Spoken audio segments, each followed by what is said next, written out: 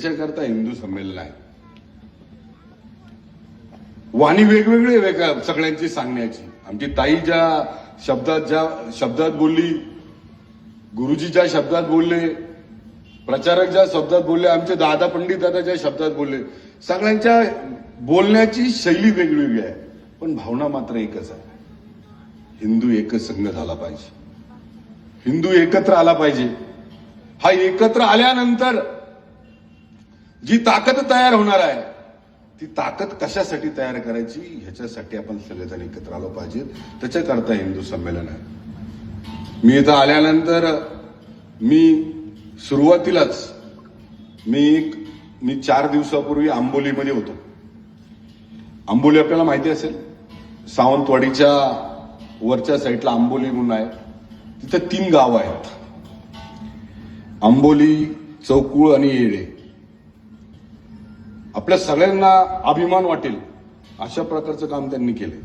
3 ग्रामपंचायती, त्या ग्रामपंचायतीच्या मतदार यादीमध्ये, 3 ग्रामपंचायतीच्या मतदार यादीत एक सुद्धा मुस्लिम नाही.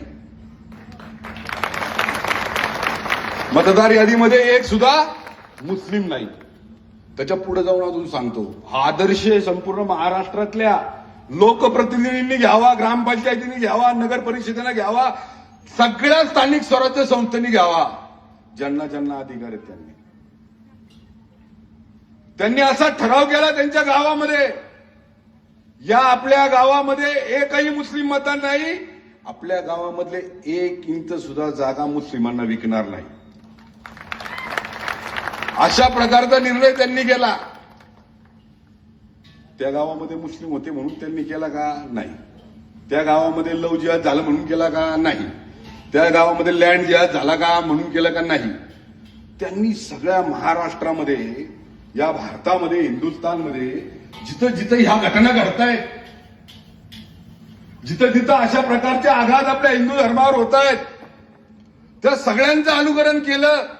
आणि त्या गावातल्या सगळ्या लोकप्रतिनिधींनी ठरवलं, 3 गावच्या, की आपण हे आत्ताच केलं पाहिजे. जर उद्या यांचीही जर आपल्या गावामध्ये शिरकाव झाला यांचा, तर तुमच्या माझ्या परिवारातली सुद्धा माता भगिनी सुरक्षित राहणार नाही.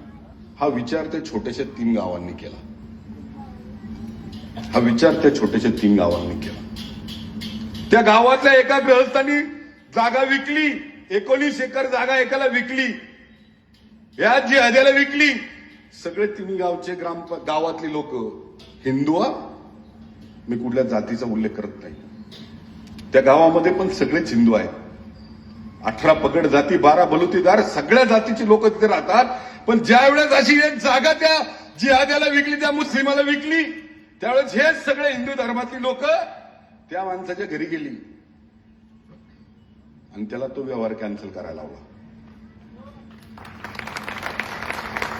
सांगण्याचं तात्पर्य काय? त्या 3 गावच्या मतदार यादीमध्ये एकही